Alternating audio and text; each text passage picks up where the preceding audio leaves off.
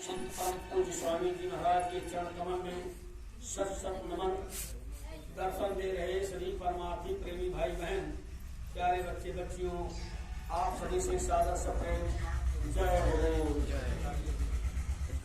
मालिक की बड़ी अपार दया कृपा हुई, आप सब लोगों के दर्शन मिल रहे, जो उनकी मौज ही होती है, कृपा होती है। प्रेमियों के दिल के अंदर ये चाह उठी रहती है, सत्संग में आने की चाह बनी रहती है निरंतर। लेकिन प्रेमी भाई बहनों, ये जीव बेचारा करे तो क्या करे, काल के ऐसे बंधन में बंधा हुआ है कि इसको कहाँ फुर्सत मिल पा रही है। अगर फुर्सत के लिए कुछ समय भी निकालता है तो उनका ऐसा बंधन है, इतना बारीक बंधन है, इतना छीना बंधन है कि उसमें से निकल पाना बड़ा ही कठिन काम है। एक बार स्वामी जी महाराज सत्संग दे रहे थे और सत्संग देते देते बोले कि जीव बेचारा करे तो क्या करे, जीव बेचारा क्या करे। ये स्वामी जी महाराज ने कहा कि जीव बेचारा करे तो क्या करे। काल भगवान ने इसको ऐसे बांधा है कि इसका निकल पाना बड़ा मुश्किल है। इतना बड़ा कठिन जाल है, बहुत बड़ा जाल। ऐसा कानून, ऐसा नियम बना दिया गया है कि जीव को निकल पाना मुश्किल है। जब आपके देश का जो संविधान बना है, भारत का संविधान, वो ही आदमी के द्वारा बनाया गया है ना। आपके देश का संविधान जो बनाया गया, कोई फरिश्ता, कोई भगवान नहीं बना के आए। जो आपका संविधान बना हुआ है आपके हिंदुस्तान का, जिसमें सबसे बड़ा संविधान है, और उस संविधान को बनाने में 2 वर्ष 11 माह 18 दिन लगे थे। आपके भारत का संविधान बनने में 2 वर्ष 11 माह और 18 दिन में भारत का संविधान बना। 395 धारा, यह आपके भारतीय संविधान की बता रहे हैं विशेषता। बनाया बुद्धिजीवियों ने, इंसानों ने बनाया, वो भी मतलब अपने माँ बाप से ही पैदा हुए हैं, बुद्धिमान थे। कमेटी बना दी गई, सब लोग बैठ करके 2 वर्ष 11 माह तक लगातार बनाते रहे। अब जब वो पढ़ करके तैयार हुआ, देश का संविधान तो लागू किया गया। जिस संविधान को बुद्धिजीवियों, इंसानों ने, आदमियों ने बनाया है, हम आप भारत के नागरिक हैं, हमको आपको पता है कि हमारे देश का संविधान कानून क्या है। अरे हमारी आप तो बात छोड़ो प्रेमियों, बड़े बड़े लाइयर बहुत लोग पढ़ करके सारी खोपड़ी और डाले, LLB किए और पढ़ करके LLM किए, सब कुछ सारी डिग्री लिए हुए बैठे हैं। उन्हीं को नहीं पता है कि भारत का संविधान कैसा है। पढ़ते पढ़ते वही सब भूल, जानते ही नहीं, पता लगेगा कैसे होगा। ऐसा कानून बनाया गया है। हम आप पाप और पुण्य का जो बंधन बना दिया गया, ऐसा कानून इसी आपके संविधान के अंदर। वो आपका इतना बड़ा संविधान, और इससे बड़ा संविधान है जो काल भगवान ने बनाया। अपनी शक्तियों को इकट्ठा किया। कौन शक्तियां? ब्रह्मा विष्णु महेश, इन त्रिदेवों को आदेश दिया कि तुम बैठ जाओ साधना के ऊपर, जो मैं इधर से बोल रहा हूं उसको तुम नोट करो। उस मालिक ने, बहुत बारीक बात है प्रेमियों, यहाँ लोग यही नहीं समझ पाते कि हमारा मुख्य मालिक कौन है। यहीं पर नहीं जान पाते हैं देश के अंदर। अरे कोई कांस्टेबल आ गया दरवाजे के ऊपर, कहीं सरकार दुहाई, भाई सरकार के वो क्या जानते, पुलिस हो सरकार हो। एक कोई बीमा कंपनी का कोई मामला था, तो उसको मतलब है कि कोई फंसा रहा होगा मामला, तो जज को निपटारा करना हुआ, तो उसने उसको जो है जुर्माना किया। तो जुर्माना में कहा, अच्छा ये बताओ कि तुमको 10,000 रुपए जुर्माना दे दिया जाए। वो बुढ़िया बैठी रहे, बुढ़िया को मिलना था, उसका लड़का एक्सीडेंट हो गया था ट्रक से, तो बीमा कंपनी को देना था। तो कहा 10,000 रुपए आपको दे दिया जाए, 10,000 रुपए दिलवा दिया जाए। तो कुछ नहीं बोले, अच्छा तो चलो 50,000 दिलवा दिया जाए। कुछ नहीं, 1 लाख, और 1 लाख का काम पास कर दिया, कहा जाओ 1 लाख जुर्माना। अब वो कहा दे तो हाई सरकार खे हमरे जज साहब दरोगा हो जाए। बड़े जोर से वकील खड़ा है, बेवकूफ के चल उधर। वो जाना थे दरोगा बड़वार पद है, जज के कौन पद है, ये बेचारी नहीं जानती है। तो ना समझे, कोई समझे जज साहब दरोगा हो जाए साहब, तो ना समझे की बात है। ऐसे हम लोग इन त्रिदेवों को ही सबसे बड़ा मान लेते हैं कि ब्रह्मा विष्णु महेश है सब कुछ। अरे उनकी बात छोड़ो, थोड़े थोड़े देवी देवताओं को बड़ा मान लेते हैं कि दुहाई गावड़ बाबा के है, गावड़ देवी के दुहाई, नटवीर बाबा के रहे, उन्हीं के जय जयकार कर। तो इनको पता ही नहीं। इन त्रिदेवों को ऊपर से आदेश हुआ, मालिक का तीन लोक के जो रचयिता है त्रिलोकीनाथ, उनका हुक्म ऊपर से हुआ कि मैं कुछ कह रहा हूं उसको सुनो और उसको लिखो। तो ऊपर से आवाज आती रही। अब ये लोग समझ नहीं पाए। इन तीनों में से केवल ब्रह्मा को सुनाई पड़ा, दिखाई उनको भी नहीं पड़ा। जैसे आप कोई बात कर रहे हैं मोबाइल पर, तो मोबाइल पर बात कर लीजिए, लेकिन अगर देखना है तो वीडियो कॉल बात करो, तब तो दिखाई देगा। तो वैसे ही उनको दिखाई नहीं पड़ रहा था, सुनाई पड़ रहा था। और सुनाई किसको पड़ा? ब्रह्मा जी को सुनाई पड़ा। और ब्रह्मा जी ने अपना कलम उठाया। कलम क्या, उस समय कौन कर, कोई टहनी निकाल ली किसी पेड़ की और पेड़ की छाल पर लिखना शुरू कर दिया। अब सोचिए पहले कितना बड़ा, कैसे लिखा होगा। अब वो 1,00,000 कानून बनाए गए, 1,00,000 कानून। ये तो 395 में बना हुआ, 1,00,000 कानून है।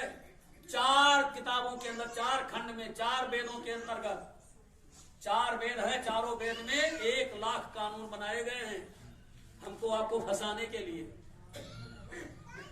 इसमें 80,000 केवल कर्म कांड है। कर्म कांड का मतलब कि ये करो ये करो, होता नहीं कर्म कांड। कहते भैया हमारे घर में यह परंपरा है, यह रस्म रिवाज है, क्या करी। कहीं कहीं पर देखा होगा आपने कि मुर्दा को दफनाते फूंक देते हैं, तो फूंकने के लिए कहीं पर मतलब है कि खड़ी खड़ी लाश फूंक देते हैं, और कहीं कहीं पर सब बटोर बांध देते हैं, कहते कपड़ा कफन कम ला गए। कहा ये कौन सी परंपरा, हमारे उधर ऐसे फूंकते हैं। कहा ये तुरंत तारा तो इनका तो बिल्कुल भरता बनाया देता यार, गोड़ हाथ है, लकड़ी नहीं ज्यादा कह दो, बड़ी लकड़ी बना दीजिए, बड़ी लकड़ी कर दीजिए, थोड़ा कपड़ा ज्यादा लग जाएगा, यही तो होगा। कहे हमरे है कि आए रसम हुए है, अब बचाए तो नहीं, बड़ी लाश सब पटोर गठरी बनाए, तो कहते हैं आगे परंपरा बनी है। तो ऐसे ही परंपराएं हैं सब जगह जगह की, अपनी अपनी अलग अलग। तो इसी कर्म कांड के अंतर्गत सारी जीवात्माएं फंसी हुई।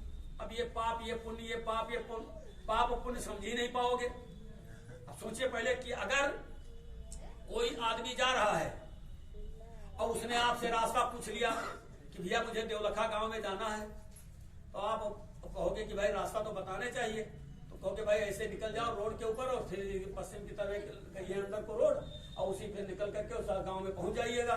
भाई रास्ता तो बताना चाहिए, अपना धर्म है। कहता नहीं कि कोई भूले भटके को रास्ता बता देना चाहिए। अब आपने तो पुण्य काम किया कि रास्ता बता दिया, अब वो अंदर में गया गांव के अंदर, और वहां डकैती डाल करके 2-4 को ढेर कर दिया, तो 2-4 जन का दाग ढील मार दिन गए, मार डारिस, और लूट लाट के चला गवा। तो जो चला गवा कि हे सुमा तू रास्ता बता रहा, तू पाप लगा,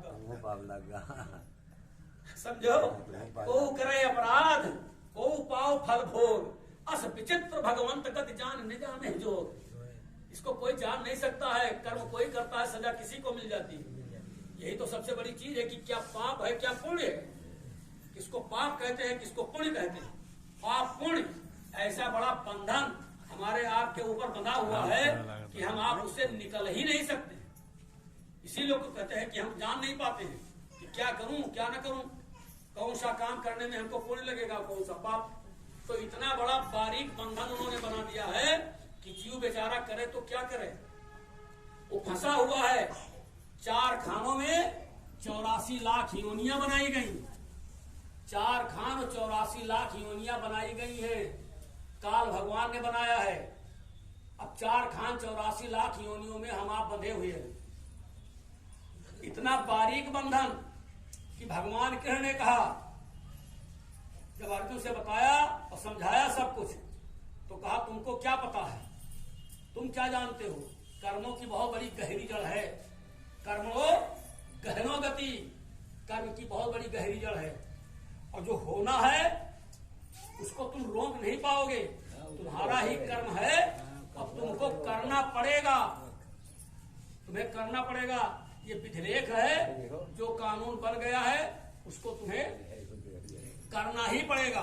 बातचीत हो रही थी, ऐसी बातचीत के दौरान में सब प्रकार से तर्क वितर्क होता रहा।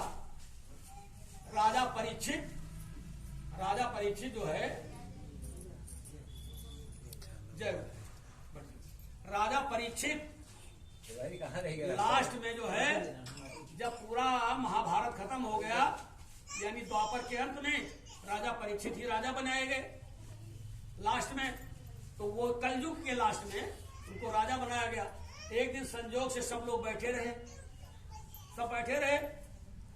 तो उनके अचानक मुंह में एक आवाज मुंह से निकल पड़ी परीक्षित जी के, कहा कि ये सब जो है हमारी समझ में नहीं आ रहा है कि हमारे पूर्वज कितने बड़े मूर्ख थे, कितने बड़े मूर्ख थे जो छोटी छोटी बात में महाभारत हो गया, छोटी छोटी बात में। तो वहीं पर व्यास जी बैठे रहे, उन्होंने कहा कि अरे ये सब राजन होता है, विधिलेख होता है, होली होती है, जैसे हो तब्यता तैसे मिले सहाय, और ताह ना आवे ताह पर ताह तहा ले जाए। अपने को आप बुद्धिमान और विवेकवान मत समझिए, आप मजबूर हो जाएंगे, आपको खींच करके उसी जगह पर पहुंचा देगा। ये काल प्रभु की शक्तियों का काम है, वो अपनी ड्यूटी पर बैठे हुए हैं, वो जो विधिलेख है उसको काट टाल नहीं सकते। अरे कहने मेरी बात समझ में नहीं आता, तुम अपना कहते रहो। बातचीत दोनों में होती रही। व्यास जी ने कहा कि हुजूर आपके ऊपर भी एक ऐसी घटना घटने वाली है। हमारे ऊपर? कहा हाँ। तो कहा कैसी घटना? और जब कहा वो होगी तो कहा कैसे होगी, जब आप हमको बता दोगे तब कैसे होगी? बता दोगे तो हम तैयार हो जाएंगे। तो कहा तो बता तो रहा हूँ, सुन लीजिए, तुम्हारे ऊपर घटना घटेगी। तो कहा कौन-सी घटना? तो कहा आपके राज में एक बार कोई व्यापारी आएगा और घोड़ा लेकर आएगा बेचने वाले सब सिपाही लोग। तो वो घोड़ा जो है उसको खरीदिएगा नहीं, रहेगा तो बड़ा अच्छा घोड़ा, लेकिन खरीदिएगा नहीं। तो कहा जब आप कह रहे हो तब क्यों खरीदेंगे? नहीं खरीदेंगे? क्या हमारे घुड़साल में घोड़ों की कमी है? तो कहा हाँ बताए देते हैं। अब वो बात आई, गीत खत्म हो गई। कुछ दिनों के बाद में बाजार लगी और वो गया अस्तबल का नौकर, वो पहुंचा वहां, देखा घोड़ों को, सब तमाम घोड़ों को, तो देखा बड़ा रंगदार घोड़ा था। तो कहा कि आया, कहा हुजूर सारी जिंदगी बीत गई हमको आपके यहाँ नौकरी करते हुए अस्तबल में, घुड़साल में, ऐसा रंगदार घोड़ा नहीं हमने देखा अपने जीवन में। तो लोगों ने कहा कि अरे भाई अगर ऐसी बात है तो घोड़ा खरीद लिया जाए। तो कहा कि अब उसने जो है, महात्मा जी ने कहा था कि घोड़ा खरीदना नहीं, और ये भी चॉइस दिया था कि अच्छा चलो ठीक है, अगर आपने खरीद लिया तो उस पर सवारी मत करना। कहा नहीं भाई सवारी नहीं करेंगे। कहा सवारी भी करना तो दक्षिण दिशा की तरफ न जाना। कहा अरे तब क्या करना, हम खरीदबे नहीं करेंगे, जाने की बातें कर, अगर चले भी जाना मानेंगे नहीं, आप चले जाएंगे। तो चले जाएंगे तो वहां पर एक आपको बहुत ही करुण विलाप करती हुई एक औरत मिलेगी, उससे कोई भी बात, कोई इंटरव्यू, कोई बातचीत नहीं करेंगे आप। कहा बिल्कुल नहीं करेंगे, क्या जरूरत है हमको, आप बस बताए देते हैं, इसको आप याद रखिएगा। अच्छा चलो आप अगर बात नहीं करेंगे तो उसको लाना नहीं, और अगर उसको ले भी आना तो उसको अपनी रानी न बनाना, अगर रानी भी बना लेना चलो तो उसकी बात न। तो कहा जब इतनी बड़ी बातें हैं तो हम काहे के लिए करेंगे, हम खरीदबे नहीं करेंगे। अब वो बिकने आया घोड़ा, जब सलाह मशविरा हो गया कि चलो भाई खरीद लिया जाए, हमारे घुड़साल में रहेगा, कोई आएगा राजा तो देखेगा कि भाई बहुत बड़ा जो है राजा बढ़िया है, और इसके घुड़साल में बड़े अच्छे अच्छे घोड़े हैं, तो हमारी प्रशंसा तो होगी चारों तरफ, तो चलो खरीद लिया जाएगा, नहीं चढ़ाई करेंगे और क्या होगा। अब घोड़ा खरीद लिया। अब घोड़ा धीरे धीरे धीरे वो चमकता हुआ घोड़ा, सभी घोड़ों में अच्छा। एक दिन संजोग से राजा पहुंचे, देखे, और शौकीन होते ही थे राजा घोड़े के चलाने वाले, तो गए, देखा बड़ा सुंदर घोड़ा, अपने को रोक नहीं पाए गए और बैठ लिए घोड़े के ऊपर। अब घोड़े के ऊपर बैठ गए, बेलगाम का घोड़ा लगा, घोड़ा तुरंत वो हवा के समान उड़ा और सीधे जाकर वही जंगल में रुका। अब वहां गए तो देखा कि एक औरत बहुत ज्यादा करुण विलाप करके रो रही है, बहुत ज्यादा। अब वो रो रही है बेचारी, तो ये सब सुने तो इनके दिमाग में बात आई कि भाई लिखा है जास राज प्रिय प्रजा दुखारी, स्वर्ण पवस नरक अधिकारी। जिसके राज में प्रजा दुखी हो उस राजा को नरक हो जाता है। तो अब हमारे राज में इतना बड़ा दुखिया रहा, चलो देख ले क्या करना है, देख तो ले। गए उससे देखे, बातचीत किए, तो अपने को रोक नहीं पाए। कहा चलो ठीक है, इतनी जहाँ रानियां हैं वहाँ एक नौकरानी पड़ी रहेगी, क्या करना है, तमाम दासियां वहां रहती है हमारे घर में, तमाम दासियां हमारे महल में, तो क्या एक दासी ये भी पड़ी रहेगी। अब उसको ले आए, तो दासी थोड़े थी, वो तो दिन ब दिन सभी दासियों से आगे, उसके नखरे सब हर प्रकार से, रानी से भी अच्छा, रूप रंग चेहरा सौंदर्य सब रानी से भी बढ़कर। अब धीरे धीरे धीरे धीरे दिमाग इनका गया अपना टहलने, कहीं निगाह पड़ी, दिमाग बदल गया, तो उसको अपनी रानी बना लिया। कहा चलो सब हो गया, बात तो नहीं मानेंगे, नहीं मानेंगे इसकी कोई बात। अब रानी बन गई तो बात कैसे नहीं, कैसे नहीं मानी जाएगी। यहाँ कहा था देहाती में कहावत है कि भाई वैसे वैसे ब्याही गए हो तो चलो ठीक है, वो ढेरी क्या उनका करते तो फांसी लगा लेते लोग ऊपर तो कहे कि उसका तान भान तो और ज्यादा। कहा कुछ नहीं, अभी बात देखिए। तो फौरन वो आए महाराज व्यास जी, उन्होंने आवाज लगाई, कुछ मांग किया होगा, तुरंत वो आवाज करती है, बोलती है तुरंत इस पाखंडी को बाहर करो, हटाओ, दरवाजे से बाहर निकालो, कोई जरूरत नहीं है इसको। तब तुरंत आदेश हुआ, उधर राजा ने कह दिया हाँ ठीक हटाओ। अब जैसे ही उधर बाहर निकाल दिए गए, तुरंत अपने कमंडल से जल निकाला और उठाकर फेंक दिया राज की तरफ। अब देखा कि न घुड़साल में घोड़ा, अब वो न रानी, अब पूरी शरीर पुष्ट का हो गया। अरे ये कैसे, ये क्या? तब उनको ये बात आई, कहा देखो वास्तव में जो विधि लेख होता है वो करा ही डालता है, चाहे कितना भी हम उपाय कर डालें, लेकिन जो होना है होनी होके रहे, अनहोनी ना होए। ये कहा गया है तो गलत नहीं है। अब वो सोचने लगे कि अब होगा कैसे, तो महात्मा जी को बुलाया, कहा प्रभु आपने सब कुछ कहा, मैं सब कर डाला, अपने को रोक नहीं पाया, मैं नहीं रोक पाया। कहा यही तो विधिलेख है, यही तो कर्म का खेल है, यही तो सबको नचाता रहता है। तो कहा अब ये बताओ हम ये ठीक कैसे होंगे? कहा उन्हीं तीनों का इतिहास तुम्हें सुनाऊंगा, और जैसे जैसे तुम सुनते जाओगे तुम ठीक होते चले जाओगे। कहा सुनाइए महाराज। लगे सुनाते सुनाते, सब सुना रहे थे। संजोग से जब सब उनका शरीर शुद्ध हो गया, स्वर्ण हो गया, तो फिर एक अंगूठा टेढ़ा रह गया। तो कहा प्रभु ये बताओ ये क्यों टेढ़ा रह गया? कहा तुम्हें कोई शंका हो गई होगी, तुमको शंका हो गई होगी, क्योंकि संशय आत्मा विनश्यति, ये आपका वेद कह रहा है, आपके जो है गीता में लिखा है कि जो आत्मा संशय करती है, शंका होती है, उसको तमाम प्रकार की शंका कभी नहीं करनी चाहिए। तो फिर उन्होंने कहा शंका, कैसी शंका? कहा जब आपने कहा कि एक गदा के मारने पर हजारों हाथी उड़ जाते थे, भीम के, इतना बड़ा झूठ। अरे एक भी हाथी उड़ जाए चलो ठीक है। तो कहा ठीक है, अपना बाण संधान कीजिए, देखिए अभी वो सब घूम रहे हैं रुंड सुंड उनका। और जब जैसे ही बाण खींच कर मार दिया और जब से गिरने लगे सब, उनको दिखाना था, तब उनको कहा बस रहने दीजिए, वास्तव में हमारे पूर्वज बड़े बलवान थे। कहने का मतलब प्रेमियों, इस कहानी का आशय ये है कि हम लोग किन कर्तव्य विमूढ़ हैं, क्या करूं क्या न करूं, क्या करूं क्या न करूं, इधर जाऊं कि उधर जाऊं, किधर जाऊं न जाऊं। दुनिया में हम आप घूमते रहते 24 घंटा, पाप और पुण्य में ही तो हम आप फंसे रह गए अभी तक। और ये पाप पुण्य का जहर ये जो हमारे आपके गले में फंसा हुआ, ये निकलता नहीं है किसी तरीके से। ये अच्छा करेंगे ये अच्छा होगा, ये बुरा होगा, ये अच्छा ये बुरा, अच्छा बुरा की पहचान नहीं। तो ये काल प्रभु का खेल है। जीवात्माओं को वो जाने न देने के लिए भरसक प्रयास किए हुए हैं। अगर प्रयास न किए होते तो जीवात्माएं सब स्वच्छंद थी, अपने घर में चली जाती। आज तक हम लोगों का ये रोना रहता, कोई जरूरत थी यहाँ रोने की? सब जा रहे थे अपने समय पूरा करके, हम आप भी निकल गए होते। लेकिन ये जब उनको मालूम हो कि सब निकल जाएंगे और हम इतनी मेहनत करके इनको लेकर आए हैं, और जब ये सब निकल जाएंगे तो हमारा राज किस पर होगा? तो लाओ कोई कानून बनावे भाई। जैसे कोई आपके द्वारे पर पड़ा हो और कोनो मेर के वो काम कर रहा है, वो आपके यहाँ फंसा है, तो पहले लोग यही तो करते थे कि बड़े बड़े ठेकेदार जिम्मेदार अगर पाए गए कोनो में, तो उनके पीढ़ी दर पीढ़ी नहीं उद्धार होते रहे। अतने महीना ब्याज, अतने महीना ब्याज, तो ई रुपया, तो अधन्नी, तो चवन्नी, तो ये पैसा ब्याज पर देते देते वो हिया जाते रहे। कुल पीढ़ी भर काम करते थे, वो बेगाव चुकबई नहीं करे, क्योंकि किसी तरीके से फंसाए रहिए फंसाए रहिए फंसाए रहिए। तो ऐसे काल भगवान ने हमको आपको फंसा लिया। अब उन्होंने कहा कि ऐसा कोई कानून बनाओ कि ये दई पैबे न करिए, जाय पैबे न करिए। भाई जैसे तू का हम लोग चले जाई, हमारा लड़का तोरे घरे फंसा है।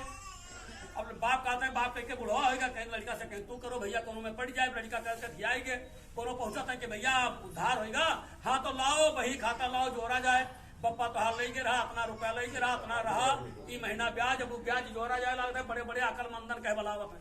आओ तुम भैया जतने जतने चंडाल हुई है उन्हें के बलावा जाए, आओ तई जोरो तो तई सवाल जोरो, देखो ये हमारा ब्याज पूर होगा, ब्याज चुकता ही ना है, गुलरी फूल पर आए तो वही में पड़े रहेंगे। ऐसे है कि हमारे तोरे कर्म कर्जा में गुलरी फूल पड़ा है, चाहे जितना दे दे या चुकता ही नहीं है।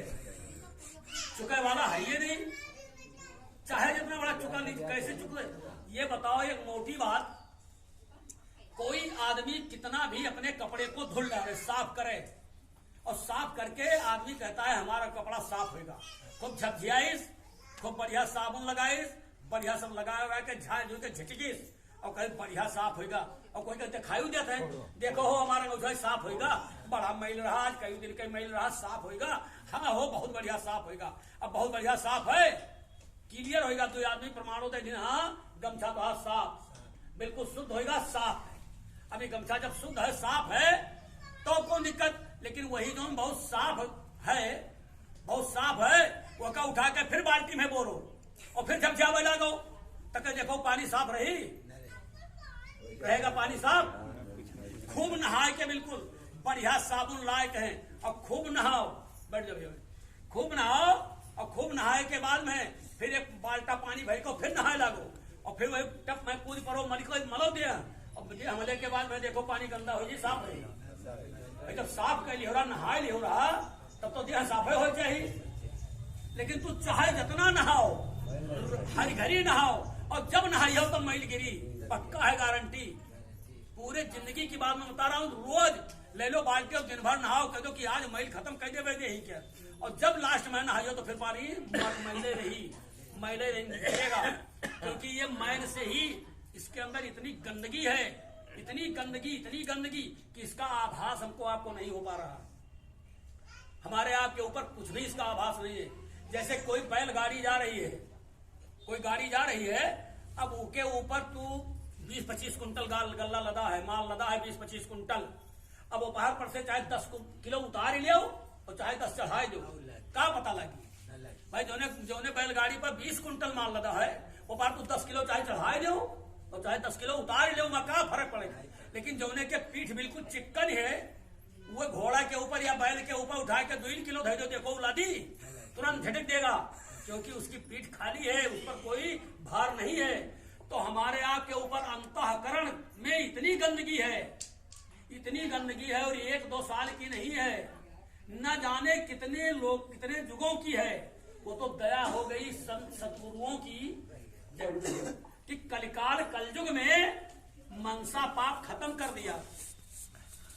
अगर मनसा पाप भी इस कलयुग में होता तो ये जीव कौनो यक्को न निकल पाती, कौनो मेर न निकल पाती, लेकिन मनसा पाप ये कि मनमा तू कोई के गरियाए दो या मनमा कोई के कत्ल कर दो, तो तुका 302 के मुकदमा आए तेरे ऊपर लागे, मन से अंदर से ये कलयुग करोगे तो उसका कर्म आपके ऊपर लगे। इतनी ही बड़ी सहानुभूति, इतने बड़ी वरीयता, इतने बड़ी छूट इन जीवात्माओं के पीछे दिलवा दिया गया, यह संत सदगुरुओं की दया और कृपा। उन्होंने कानून में यह संशोधन कराया कि कलयुग लगा है, बड़ा मलिन युग है, इसमें जीवात्माएं वैसे पार नहीं जा पाएंगी, लेकिन इसमें से थोड़ा इनको यानी छूट दे दिया जाए, कुछ सब्सिडी इनको मिले कि इनके अंतःकरण में यानी मनसा पाप न लगे, तो मनसा पाप हट गए, नहीं तो हम सब जीवों का और बहुत बड़ी दुर्दशा होती। जब ऊपर के कर्मों की बात है, फिर भी हम लोग समझ नहीं पाते हैं, और नाना प्रकार की गंदगियों को हम अपने मन के अंदर धारण करते रहते हैं, समझ नहीं पाते हैं। हल्के फुल्के में किसी का शरीर स्पर्श हो गया, स्पर्श हो जाने में कौन भार लग गया, अरे मान लो तो शरीर हमारा छुई निकवा, तो छुई जाने से कौन पहाड़ लगेगा, लेकिन स्पर्श से लिखा है कि आला पात गात संस्पर्शा सहना सब भोजनाथ सहचरंत पापान पुण्यांत तथा विधे। आपस में शरीर का अगर आलिंगन कर लिया तो आपके ऊपर कर्म लग जाएगा। जैसे छुआछूत की बीमारी होती है, संक्रमण होता नहीं है। अभी कोविड में क्या हुआ कि एक दूसरे को कोई छुएगा नहीं तो तुरंत कोरोना हो जाएगा। तो अपने लड़का अपने बापे के नहीं छुए, मिहारू अपने मर्दक नहीं छुए, मर्द अपने मिहारू नहीं, एक दूसरे के दूरी से रहे, बिल्कुल घर ही बना हुआ, एक साथ जिंदगी भर खावा पियागा, पौड़ा बैठा का सब इकट्ठे। उन्हें का ऐसा संक्रमण बीमारी है कि कोई छुआ नहीं चाहे, उनका वो फुकावे तक नहीं ले गए हैं कि उठाए लेके जाइए फुकाए जाइए। जेसीबी पर लादा गवा उठाए मुर्दा ला निकल लेके गए, गाड़ दिन आओ एक दिन आवा। तो ये क्या था? संक्रमण बीमारी, छुआछूत की बीमारी।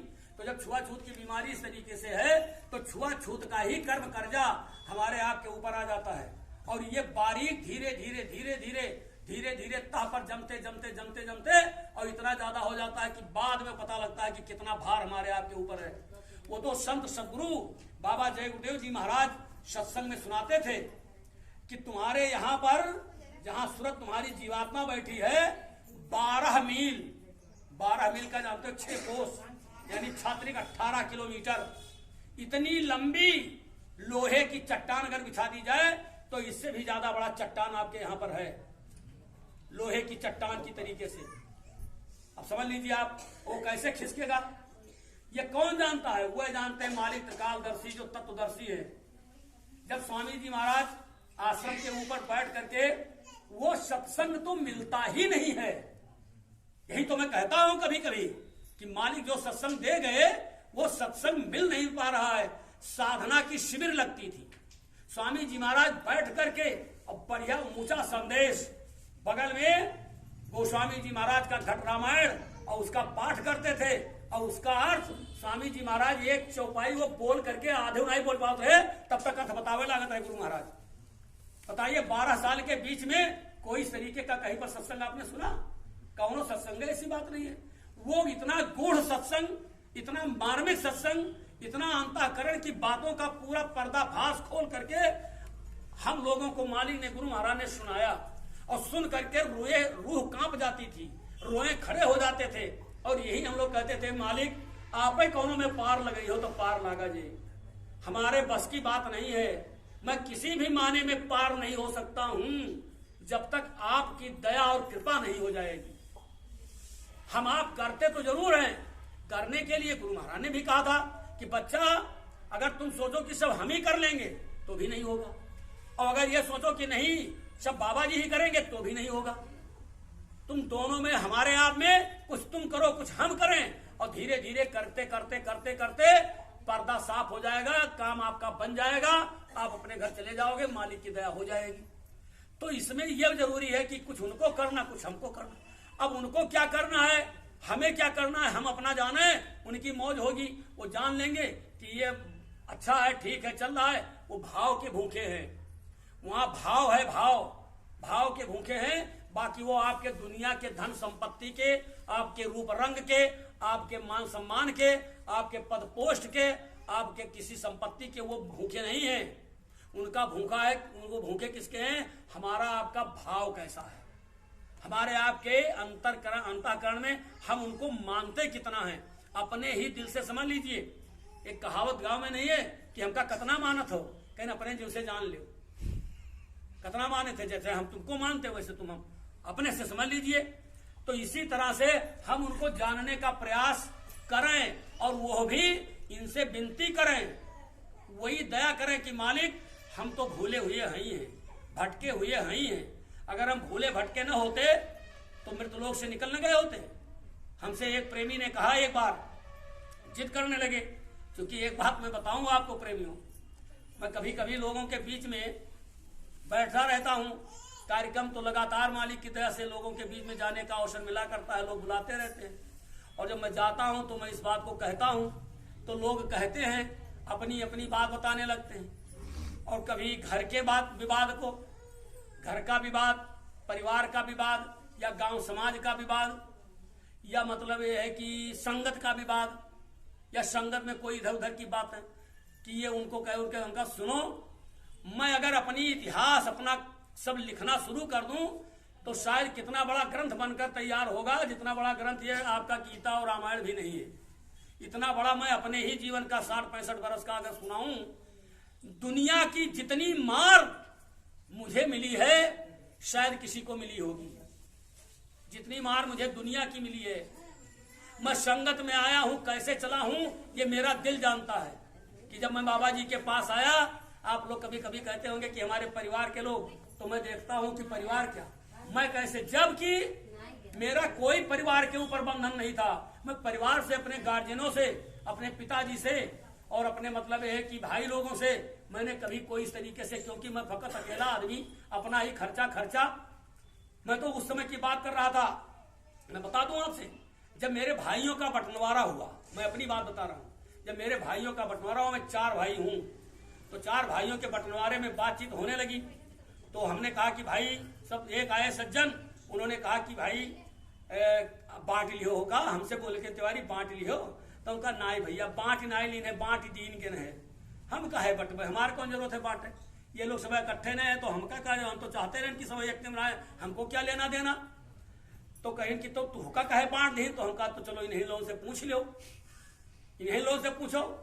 तो जब ये भवा कि कोई कह रहे मैं रहा चाहत होते ते राख ले, कहीं नहीं कर राखे का हुआ अंदर नकुना सिकोरी नाक इकट्ठा होएगा, इन नकुना वहां इकट्ठा होएगा, हुआ देवी जी लोगन इनका का करिए रात ये रात दिन अपन भंगरा पहरे, बोरा पहरते रहे, बोरा माने भंगरा, बोरा के भंगरा कहा थे न, सुनो तो सुन लो, पहले का भंगरा कहा रहे, वो अगर जात रहे और नेपाल के तरफ से लावत रहे टटवा बहुत बड़ा, तो भंगरा के बहुत चीमर होता रहा, और वहां सब बांध के सामान लेके बेचे चलत रहे सब, एक फट्ठा कहते है, एक टाट कहते है, एक बोरा कहते है, एक भंगरा कहते है, सब कहते हैं शब्द इसके हैं। तो कह रही है बोरा पहरे भंगरा पहरे रात दिन यहाँ वहां दौड़ते है, इनका हम का करवे लेके ये कौन काम है, ये सही बात है, जो हम कुछ करते नहीं रहे, जैसे कौन काम होते सरदे निकल जाये तो हमसे पूरा घर आजीज रहे, या ऐसे कहे मन होता हमारे जरा इनसे का ले दे, यानी कहने मतलब कि एक संगत में आने के बाद हमका कोई गर्जी नहीं बना, दुनिया नहीं गर्जी बनी, खाली बोरा बाबा जय गुरुदेव संगत होए, दुनिया नहीं तैयार है। बाबा जय गुरुदेव की संगत दुनिया तुमको एक बार दुनिया तुमको नहीं मानती है, भले ही तुम परे रहो तो परे रहो, अपने कौनो जिद्दई परे हो, घरवा तो परे हो, अगर हकीकत देखा जाए, अंतःकरण देखा जाए तो स्वार्थ हो तो चाहे जो नहीं कहिए जय गुरुदेव मैं घुसे हैं रात दिन, जब देखो तब जय गुरुदेव मरत है, जाती नहीं मन हो तो हम मरे, जब हम ही कहीं खाए गए है तब मन हो तो हम मरे, तो क्या जय गुरुदेव वाले कौन घर खेलते डायरी नहीं, घर का है कोई के नुकसान के डायरी नहीं है, ऐसा तो नहीं किए। लेकिन ये इस प्रकार की बातें सुनने को मुझे मिला, ये तो मैं अपने पारिवारिक जीवन की बात बता रहा हूं, और संगत में जितनी मार मुझे मिली है किसी को नहीं मिली है, जितनी ताड़ना मुझको मिली है उतनी किसी को नहीं मिली है, जितनी बातें मुझको सहने को सुनने को मिल रही उतना किसी की नहीं, सब प्रकार से। अभी एक बात मेरे कान में आई, कल की बात है, एक सज्जन आए, उन्होंने कहा कि कार्यक्रम वो विरोध हम बातचीत होने लगी, यहां भी कार्यक्रम हुआ था, यहाँ कार्यक्रम हुआ था जो है महेशपुरवा में, तो वहां पर एक सज्जन आए थे कार्यक्रम करने बाराबंकी से, तो वह हमारी उनकी बातचीत होने लगी, तो कहे तिवारी जी आश्रम से एक सज्जन ने कहा, एक सज्जन कौन जो आते हैं रामचंद्र यादव जी, क्यों न बता दूं, वह अपना कोई तर्क करने लगे, तो उन्होंने मेरे बारे में बताना शुरू किया, कहा आप आते तो हो कार्यक्रम करने के लिए, लेकिन आप उनके बुलाने से क्यों आते हो, जब वो संगत में है ही नहीं, जिम्मेदार है ही नहीं, कोई अध्यक्ष तो वो हटा दिए गए, उनसे क्या लेना देना था, उनके बुलाने से क्यों आ रहे हो। तो कहने अरे भाई आप ऐसी बात करते हो, अरे वो मथुरा के लिए जानते हो 2-3 बसों को तैयार करवाए हैं और इतने आदमियों को लेकर चल रहे हैं मथुरा के, हमेशा मथुरा के लिए बारे में सोचा विचारा कर आने जाने की बात करते हैं। तो सज्जन उनसे कहने लगे अरे तुहका का पता है तिवारी बारे में, वो कितने बड़े नीच हैं हम जानित है। तो हमसे कहे लगे तो उनका हो सकता है जन्म कुंडली हमारा वही बनाई हो सकता है।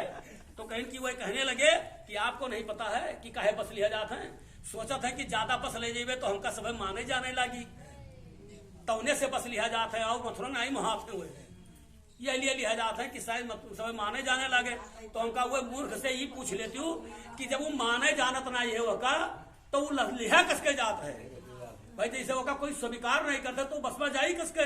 यहाँ लोग कहते तिवारी तू चलियो तो हम चलब, न चलियो तो हम न जाओ। बहुत लोग कहते चलो तो चलियो नहीं तो न जाई।